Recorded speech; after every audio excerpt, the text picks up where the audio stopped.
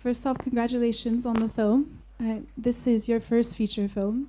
So I want to start off our discussion at the beginning and ask what inspired you to focus on this topic. In 2012, I was making a short film about a nonprofit that was working in Afghanistan. And it was just a short, and I was handed a hard drive of footage from someone who was living there, and I had seen a bunch of uncut footage of them just putting the camera in the middle of the street and pressing record, and that was our idea of B-roll. And it was like 20 minutes of the same viewpoint, and it just let me sit with Afghanistan for a little bit, and I never had done that before. I had only seen 9/11 happened when I was 16. It was just, didn't really think about Afghanistan too much, and all of a sudden I was seeing just normal everyday life, people walking down the street, drinking tea, kind of waving to the camera, and just became insatiably curious about our perception of this place and why we have it, and wanting to hear from Afghans, and Afghan journalists and Afghan storytellers, versus what I was used to hearing from. So in 2012, I emptied my bank account and sold my car for Mo and I to go there for 2.5 weeks or something like that, and then met all the journalists, and we thought it was going to be a short at first, but after we interviewed them, and even at one point in the interview with Farzana, Masood was sitting on the other side of the room, and they started to get in an argument about the future of Afghanistan, and that was like a 4-hour interview, so it was like with each of them, so it just became more and more clear that this was a feature-length film, so we went back after raising money on Kickstarter for almost 3 months in the fall of 2013, and then edited all of 2014 and premiered at South by Southwest in March of this year. And as far as the 4 individuals who we see in the film, what was the process like getting to know them, and how did you end up focusing on these 4 people, and how much time did you spend with them before shooting and interviewing them on camera? Well, we pretty much interviewed them right away. We didn't have a lot of time with them the first time that we met them. And so we were like, let's crash course, let's get to know them. We know their work, and it's incredible. With Farzana and Masood and Najibullah, we had seen their work before, and then we got to know Wakil's work as well.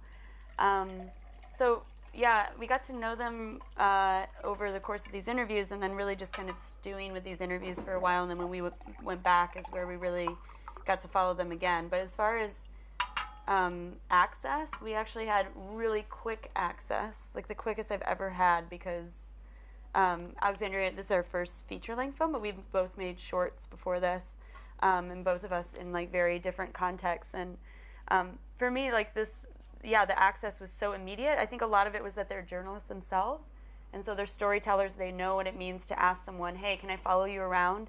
Oh yeah, in your house, to the grocery store, almost in the bathroom, like everywhere, I want to get it all. And so I think they understood what we were trying to do, because we told them we wanted to do not just a story about them shooting or a profile piece or something, but we actually wanted to tell a story about human beings. And to expand on the topic of access, the film takes us inside locations that we might think of as quite sensitive, for instance, the hospital and the voting registration center. What location where you filmed was the most difficult to gain access to, and what types of challenges did you have gaining permission? Well, definitely the hospital, because we never did gain access to that, but that ended up being just a great thing for the film, because it shows what Farzana deals with all the time. Things that weren't in the film, it was actually really difficult to navigate access into a press pool, and Mo went to that, and it ended up not being in the film. So and sometimes that happens with films where you're just like, the hardest thing that you're working on ends up being on the cutting room floor. But it took actually days and days of like meetings and going through hallways with papers and talking to different people, and like stamps and lost papers and envelopes to even get to that hospital in the first place. So we don't show that side of thing, but Farzana was right there with us, going and trying to get permission, even in Kabul before we went. So it was a lot of build-up, even beyond what we showed, to get access into that place, and only to be stopped like right behind those glass windows. I'd like to open it up to questions from the audience in just a minute, but before I do, I wanted to ask if the film has been screened in Afghanistan, and if so, what has the reaction been and the feedback? Yeah, we have not screened the film in Afghanistan yet. We're planning very carefully around how we're going to do that. The security of the subjects is really the most important thing, and of course, if we had it our way, all Afghans would see this film. But really, we had a really amazing, honest talk with all 4 of them earlier this year. They actually came to, Farzan and Masood came to our international premiere at Hot Docs. And then all 4 of the subjects were at 2 festivals in the United States, and we got to have really good time just sitting around a table discussing what the ramifications of showing the film in Afghanistan were, and came to some conclusions about how we're going to do that in a limited capacity and a very controlled way. So we haven't done it yet, looking into it, basically. Well, I'd like to open it up for everyone's questions. If you just raise your hand, I'll bring the microphone to you. And before I do, if anyone in the back wants to move up to some of the empty seats in the front, please feel free. So we'll start over here. Hello. Hello. I'm just wondering, there's lots of impact of Taliban on the people, but what surprises me is there seems to be less of a perspective on the impact of American soldiers and British soldiers into Afghanistan. I'm wondering, while filming the 4 individuals, do you come across any perspective on that? Is it my turn? We go every other one. I think the things that we're showing in the film are definitely what our photojournalists were following while we were following them. Masood goes on embeds, and but it's what the topics that we chose were definitely because they were following them themselves. In Kabul, it's such a bubble of Afghanistan, you feel a lot safer in that city, or used to. And I think there was only one instance where we even saw U.S. military. They started to withdraw already. Yeah, there wasn't really many people around, and it was really odd because it was just Mo and I filming with our fixer and our driver, and we were in a little white Toyota Corolla, so just super low key, and there was a tank that had stopped traffic completely, and I remember it like crossing in front of us and actually being a little terrified of it, but it was just a really weird feeling. You can obviously feel the presence. You can see the base from Darlaman Palace, and you can see the blimp that's up in the sky all the time. But even in Herat and Panjshir, we didn't see any. It's just, and with this film, it wasn't something that we wanted to dive into that, because there's already so many great films that dive into that topic. Yeah, quite honestly, the subjects, like Alexandria was saying, we were following them so closely, and I was surprised personally that their lives weren't affected on a day-to-day basis by U.S. forces. Yeah, it wasn't something we talked about. However, like you do see in the current context of Kabul, a lot of the things that have gone up there, which we don't go into necessarily, the aid and the military presence. Kabul has, like, you know, there's swimming pools there now. There's like indoor swimming pools, and there's lots of fast food, and there's lots of newspapers, and there's like, it's blown up. So I mean, all of those things are complexly intertwined with foreign intervention. But we did see Afghan forces a lot when we shot with them. Yeah, we did, yeah. Mostly Afghan police and forces. I thought it was beautifully shot. Did you shoot it yourselves? And when you were filming her at the hospital, how many people were there? Because the doctor let you talk. He carried on talking for such a long time, didn't he, before he said to stop shooting, and really said quite incriminating things. So I'd love to know more about the filming situation. I thought it was very, very good. Yeah, it was just Alexandria and I, and we were the only ones shooting the entire film, yeah. Sound as well? Yes. Just us. And then we had an amazing driver and a translator fixer, but a lot of the verite stuff, so for example, the hospital, we didn't know what was happening in real time because we don't know Dari that well. I mean, we'd learned some of it. It's a beautiful, simple language, so we were like picking up as much as we could, but we really didn't know what was necessarily happening in the hospital while we were filming it. We just knew that we had to keep rolling all the time. And so only later did we really find out like the nuances of that altercation. But yeah, it was just the 2 of us. But we got permission from the doctor before, And then after all that happened, I ran back and got permission a second time, signature twice, because it was just like, are you okay? But Sure. I think with him, it shows that he didn't let us in. That's what it shows. So I think he's okay. Did you decide in advance to do the mirroring what he's teaching the students about photography? No, I think that really came out of showing Najibullah as more of a form in the film, came a lot out of because a lot of the words that he used, like silhouette and framing, are English words, and so that was really inspiring, because when he would say silhouette, we just ran to the other side of the room to get him in a silhouette. And I don't know, he's so wonderful about, like, we would be filming something and we'd be filming him going down the street and he would check our shot and we're like, no, just go, and he's like, ooh, leading line, nice. And so he just became that to us. It was so fun to talk to him about photography, and he's such a force and so well respected. He kind of just naturally became this like form in the film that guides us through. So it worked out well. Just wanted to bring the microphone to the back because I thought I saw a hand here. Yeah. Hi, brilliant. I was really inspired. Amazing images, a stunning film. I just wanted to ask, because you kind of get this feeling that the camera, well, your camera feels quite, mostly quite sort of inobtrusive. You don't really feel that it's there that much. And I wanted to know how long it was rolling, what percentage of the footage you actually used for the film. I mean, did you just film endlessly and then sort of you cut out tiny bits, sort of the golden bits? I mean, yeah, what percent actually went into the film? So That's exactly what we did. Yeah. Film endlessly and cut out the golden bits. I think we should just describe it that way. Yeah, that's all film is. It's easy. Yeah. We were, well, because to go back to Afghanistan to shoot most of the film, the second time we went in 2013, we did a Kickstarter campaign, and that was paying for that shoot, and we were really, like, we had, only so much money and only so much time to be there because of money. It's expensive to shoot with a fixer and a driver every day and lodging and everything. So, and so we were just pulling the longest days that we possibly could. It was like any downtime was like, okay, what are you doing? What are you doing? And just bopping around between the four and trying to be there as long as we could when we were with one of them, and it seemed like, things were opening up. So almost every scene was shot on 2 cameras with both of us just shooting at the same time, and I think it was, how much footage? Like 300 hours. Yeah, 300 hours of footage. So, but once you translate a lot of that, you realize how much of it is inconsequential when they're talking about lunch or whatever. Although sometimes those things are still kind of fun, and you keep them in the back of your mind of how to use them. But yeah, the story, it took about 1.5 years, almost, well, longer than 1.5 years to edit.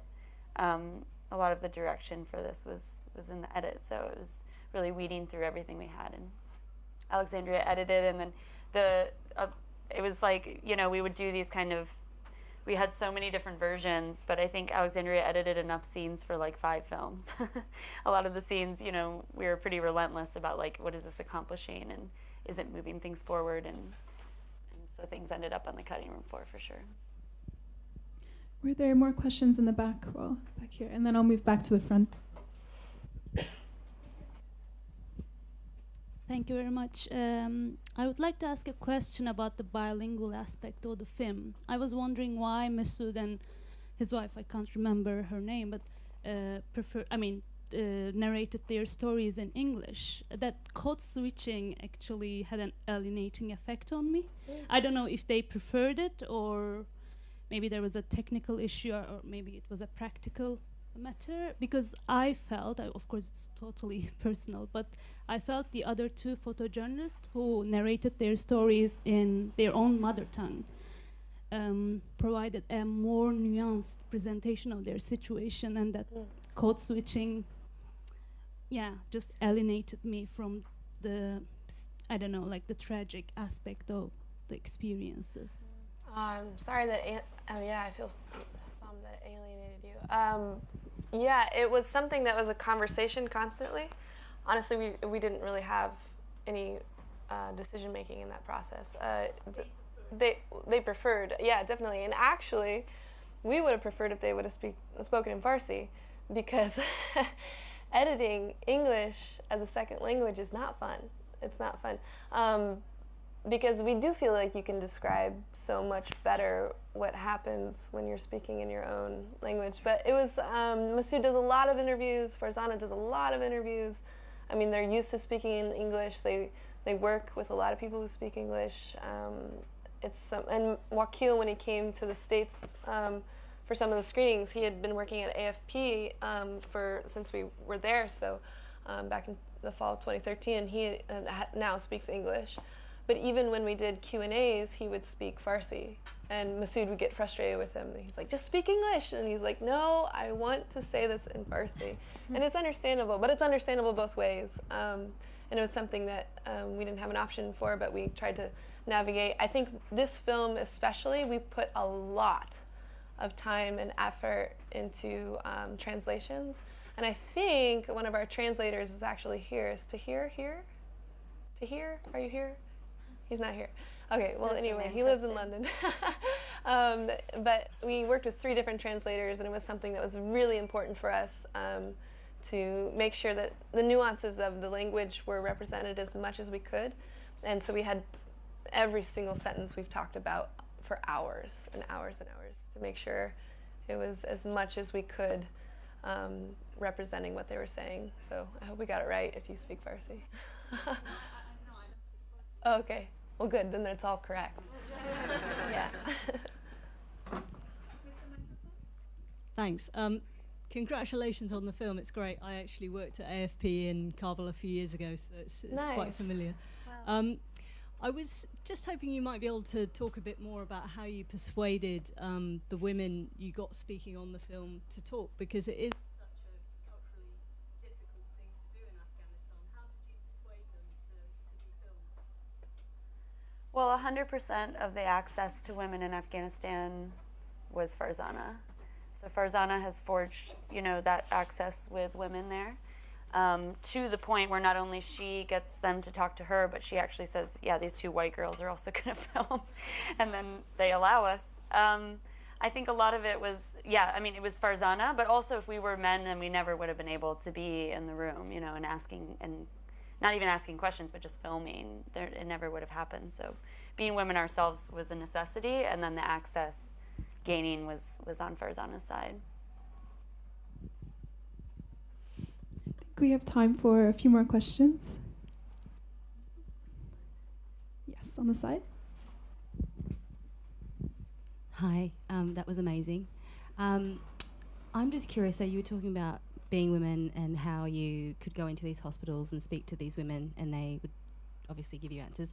But in terms of like walking around the streets and going to, very male-dominated areas, being both very beautiful women, how was that? Like, did you encounter any difficulties? Like being women doing that in sort of male-orientated environments? Understandable question. Sorry, so many sarcastic things came up in my head about being a beautiful woman. It got totally in the way. They were pissed that we were pretty. No, it was definitely as foreign women, and I assume a lot of people here have been to Afghanistan in this crowd, but it's something where you're allowed into the room with the men because you're not held to the same standards as Afghan women or cultural restraints in that regard, but you're also allowed into the room with women. And so for us it was just a great scenario. And a lot of the time in Kabul, people are just so historically hospitable in Afghanistan. You walk in and they're curious about what you're doing. They're relentless. They will not let you leave without drinking tea and having snacks. And I think it's great. Mo and I are used to working in situations where you're quickly having to make people feel comfortable and adapt and try and fall away at the same time to shoot verite. And Mo walks into, I think there was one situation where we were filming on the street with a bunch of police, which can be kind of more dangerous for them in the sense that we make them a target just by being there. And they were very serious. It was really early in the morning. Everyone was kind of grumpy, and Mo just busts out like a big smile, and one guy just couldn't stop giggling, and then it was just like over from there. So no, we had a great experience, but like Mo said, access was definitely because of the photojournalists, the local photojournalists.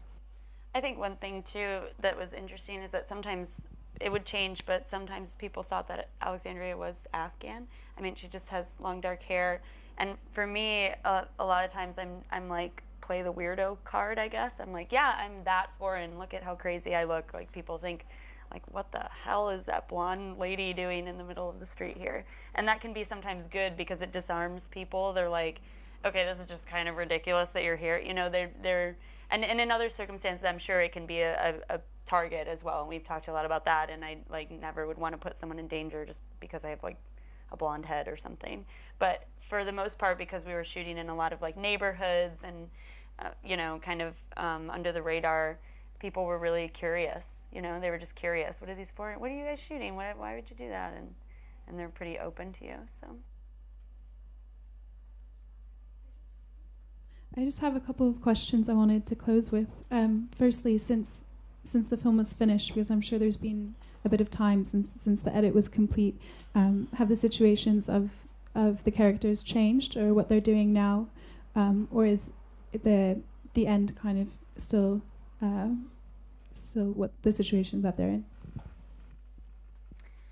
Yeah. So, well, I'm sure all of you are aware, more than most audiences we have, that the situation in Afghanistan security-wise is deteriorating. So that has changed a lot of things for people, and it's a lot harder, I think, for them to work. Journalists are being targeted now more than ever. But as far as what the individual photographers are doing, Farzana is still working on her project where she's training people across the country, and that's going really well. She's now trained dozens of people, maybe even more than 100 people in like the provinces. So outside of Kabul, that was a big dream for her, was to train a lot of people in places where you don't usually hear stories from local people. So she's been doing that. She's also been covering, I don't know if you're aware too, of a really awful incident that happened earlier this year where a woman named Farkunda was murdered in the streets, and it was very brutal and awful. And if you want to look that up to see more about it, you can. But just to briefly say, Farzana has been covering the woman who was murdered. There a bunch of other women activists and just women who wanted to stand up for Farkunda and women's rights decided to carry her coffin, which was like a very like new thing. No one has ever done that in Afghanistan. Like women protesters carrying the coffin of somebody through the streets with like wouldn't allow a man to touch her coffin, and then they did a memorial service for her. Farzana's been covering those women and covering women activists in Afghanistan. So her work, she's been very busy. Masood is at AP still, and Wakil is at AFP, and both of them have been on multiple embeds, have not gone to Kunduz, where I'm sure you know the Taliban has formally kind of taken this city over, and but they are on embeds all the time and looking at maybe going to Kunduz soon. Najibullah still runs the photojournalism center, and continues to teach young journalists. And he actually, when he came to the United States, spent a lot of this year here in the U.S. Just being a tourist, because he had a visa there, so he stayed and met with a lot of family that he has in Canada and the United States, and took some amazing photos at Niagara Falls. Yeah, and all over D.C. and everywhere. So they've had a it's been a big year actually. Lastly, I just would like to jump back to the beginning of the film when we're introduced to Aina, and the photographers describe their experiences studying in this group, which sound very almost utopian, and kind of this resource not only for photography but to expand their political perspectives and their ideas of society. How were they introduced to Aina, and what other opportunities do you think there are in Afghanistan for aspiring photographers now? Yeah, Aina was really amazing for them. It's been in and out of running, and I think now they only train videographers. They no longer have the photo side. Masood was pretty integral in starting it, like got a job with them pretty right off the bat. Wakil, I think, just happened upon it. Najibullah, from his filming in the middle of Afghanistan during the hunger, like the crisis that was going on and the genocide. He had a bunch of photos that were in an exhibition, and one of the professors at INA saw that exhibition and said, you have to come to this class. So he was already a photographer, but he went to INA as, you know, a student to engage more in that. And then Farzana just happened upon it, and she didn't know. There's a, speaking of cutting room floor, there's a whole scene like talking about how she came upon INA, and she didn't even know what photojournalism was. She knew that journalism was about writing, and it was interesting because Masood also started that way. He wanted to write about the refugees in Afghanistan, but when he would come back, people would be like, you're an Afghan refugee, you know, you're putting your own opinion in this writing, and that's why I became a photographer, because he was like, no one can argue with this photo. And Farzana was the same way. She wanted to be a journalist, but she didn't know anything about photography. She just happened to get into the class, and I forget how many people applied, and it was only like 40 were accepted, but it was like a couple hundred, yeah. It was a couple hundred, and only 40 were accepted. So I think what's great now is Farzana is teaching a lot of Afghans in the countryside, so outside of Kabul. I mean, her courses are amazing. We see photos all the time of her with different student groups, and she's such an amazing teacher. We went to a lot of her classes, and Najibullah is doing the same thing. So it's, I think, the biggest forces of teaching Afghans photography, and that is like being done by Afghans themselves, which is pretty cool. Yeah, one thing that was awesome about INA, but also Farzana focuses on, is teaching the business side of being a photographer, which is super important because you can do a training where you teach someone how to click a camera and what aperture and shutter speed is, but in reality, like, how do they turn that into a profession is like, there's a huge gap there that I feel like even we get when we are doing screenings of the film sometimes at universities and stuff. Young people are like, how do I become? It's like this gap between like the basics you know and how you can actually become a professional, and that was a focus for INA, and that's something that Farzana does a lot with. So hopefully with, you know, the internet, and with even if the international news agencies are shutting staff or shutting things down, that the Afghans who are being trained now can try to get their work out there online and try to sell their work to Getty or to these big wire agencies, and yeah, make a profession out of it. Well, thank you both again so much for being here. I know you're probably quite busy with the film right now, but are there any other upcoming projects you're able to tell us about for the time being? Top secret. That's fair. That's fair. We're both on social media though, if you guys want to follow us, and Frame by Frame is as well. So we're posting all kinds of stuff all the time with updates. We'll have more screenings in the UK coming up. We have one with the Dock House, the Bertha Dock House. Yeah. And then we're also looking at more opportunities. In fact, we have a team that helps put together some of them. So if you have a newsroom, or like say you want to show it at your newsroom or at a community center or someplace like that, if you go to framebyframethefilm.com, you can request a screening and we will set it up. That's like what our goal is right now, is to get as many of those done. We just had our premiere at the London Film Festival this last weekend, so now we're like pushing Europe pretty hard. So if you have anywhere you'd like to screen, it'd be amazing to do that. Thank you again, and thank you everyone for coming. Yeah. Thank you.